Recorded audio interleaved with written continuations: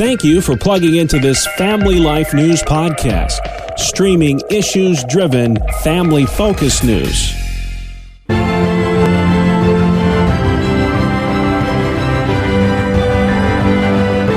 And welcome back to another edition of Capital Connection. Fridays during the Noon Report, we give you direct connection to what's happening in Albany and Harrisburg with the experts on the issues at the state capitals. They are, as always, Jason McGuire of New Yorkers for Constitutional Freedoms and Michael Geer at the Pennsylvania Family Institute. Guys, we got to start again in Washington. That dark cloud of impeachment once again hanging over us.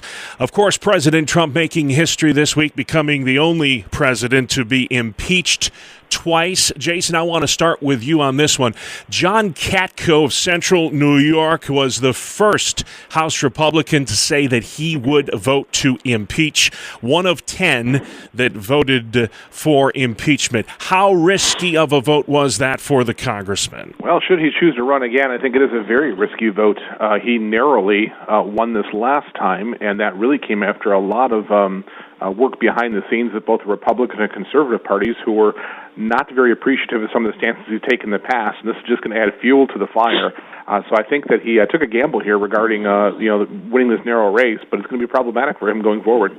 Yeah, we saw Senator Pat Toomey in Pennsylvania say that he, joining Lisa Murkowski, the only Republican senators, calling for the president to resign. Whether or not that would translate into a vote to convict if there is a trial in the Senate. And a lot of folks are wondering, Michael, if there will even be a trial. How do you try a private citizen for impeachment? How does that work? Yeah, it just goes to show that some in congressional leadership have lost their tether with the law and with the Constitution, because I don't think it does work. I mean, just constitutionally, the purpose of the impeachment process in the Constitution had to do with removing a president from power who had committed high crimes or misdemeanors. This president won't be in power by the time the Senate could even act on it. So it seems, again, untethered to the Constitution and to the law. But that doesn't seem to bother some members of Congress these days. All right, and all of this, of course, tied to the deadly riots in D.C. on January 6th. As a consequence of that, Jason, the president had his Twitter account permanently suspended, and Facebook as well. Now I see YouTube has joined in, and there's this great conversation across America about the reach of free speech and big tech clamping down on conservatives. Do you think this is cancel culture here on steroids? Oh, I absolutely think this is cancel culture. And here's the lesson for us. Regardless of whether you agree or disagree with what the president has used those social media platforms for, if big tech can cancel the president of the United States, what do you think they can do to the rest of us? And that really is the problem. It's not so much the messaging per se, it's the influence that was there. And so if the president with that influence can be canceled, how long until views that are unpopular by the rest of us in society are also canceled by the Twitters and Facebooks and Googles and YouTubes and others that really are there just to advance a certain ideological position? Yeah, this position taken by big tech, Marco Rubio said this week, and it'd be great to get your reaction to it, Michael, that this is as much about the people that voted for Trump as it is about those crazies that invaded our Capitol. Nobody condoning that activity. But when it comes to who is protected by the First Amendment and who is not, you're really treading on some shaky ground, aren't you? I know your organization relies heavily on social media. Your reaction to this position taken by the big tech corporations? Well, one of the real concerns beyond the free speech considerations related to social media is just many of these big tech companies also control finances with MasterCard and Visa and the other ways that transactions take place on the Internet. That's a real challenge, and many are finding out that they're being cut off from getting funding or getting paid for social media advertising or other things is hurting conservative organizations and even companies that provide software to organizations like Pennsylvania Family Institute. We have found over the past 10 years some clamping down on organizations and companies that won't work with groups that have views or ideas that are contrary to the big tech model, and it's very dangerous. Yeah, that someone told me this week the First Amendment is either for all of us or it's for none of us. This is scary Orwellian 1984 type stuff we're looking at, guys. Okay, let's leave Washington and focus on the states right now. A big week in New York, Jason, with the Cuomo State of the State speeches. A little different this year. He delivered 4 of them due to the COVID restrictions. His wish list for 2021, what's on it, and is there anything to stop it? Well, I'm a little surprised, to be honest. The governor has stretched out the State of the State into 4 addresses over the course of the week, and yet it's been the least grandiose of any of the previous addresses he has delivered. And so there's just a lot of small ball kind of things in there. Yeah. We previously talked about his desire to do mobile sports betting and legalizing recreational marijuana. That is in there. So you can expect the commercialization of cannabis to come and that online sports betting. There's also some green energy initiatives that are coming out of there. But there's really just not been a ton of things in the State of the State. And I think it shows that running 3 terms in and going deeper, it's harder and harder to have these new ideas from the same old politicians. Yeah, and of course, a lot of folks are wondering how you're going to fill that $15 billion budget hole.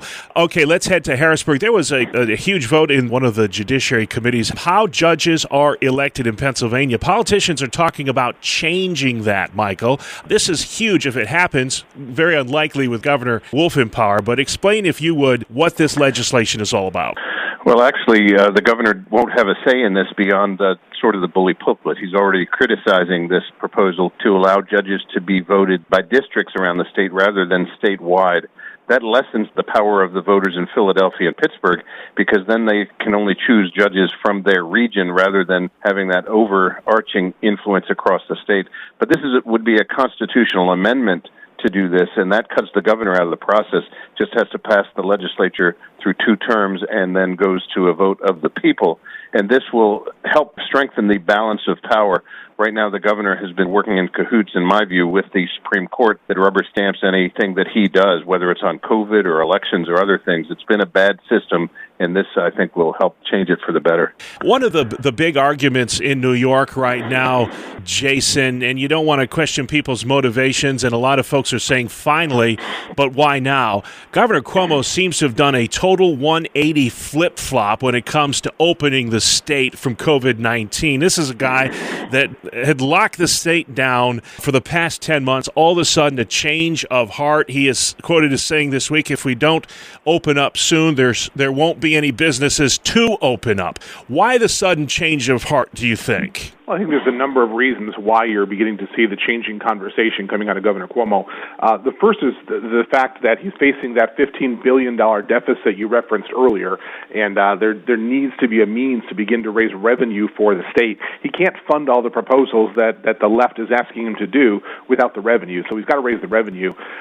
Second, the courts are beginning to turn against him, and there are an increasing number of courts that are siding with small businesses and churches and others to say that these restrictions have gone too far. And so he's beginning to lose the court fight, and frankly, he's beginning to lose the populace on this as well. People have been doing this for almost a year now, and they've had enough.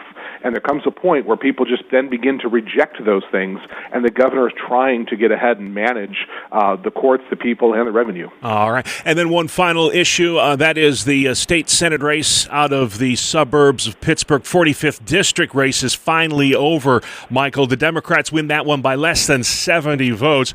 The reason we'll want to talk about this is it really highlights a lot of what the GOP concerns were with the 2020 election in Pennsylvania. Explain, if you would, the controversy there. Well, basically what happened is that this district, the Senate district, stretches across 2 counties, Westmoreland County, east of Pittsburgh, and then Allegheny County, which is where Pittsburgh is located.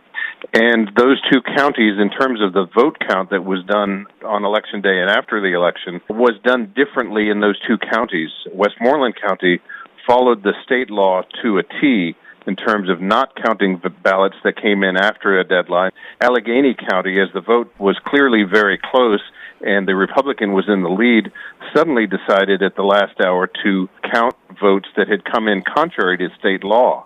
And so that ended up in federal court, and ultimately the federal court said, hey, we're not going to weigh in on this, and so that gave the Democrat the victory. But that points to the controversy that has engulfed our state related to the way election counting was done in our state. All right, and that will have to be the last word this week. But hey, you want the nitty-gritty on Governor Cuomo's State of the State address, what's in it? Jason, you got a wonderful website folks can check out. What is that, sir? AlbanyUpdate.com. Find out how you can make a trip to Washington for the March for Life coming up this month. Michael, what's your website, sir? PAFamily.org.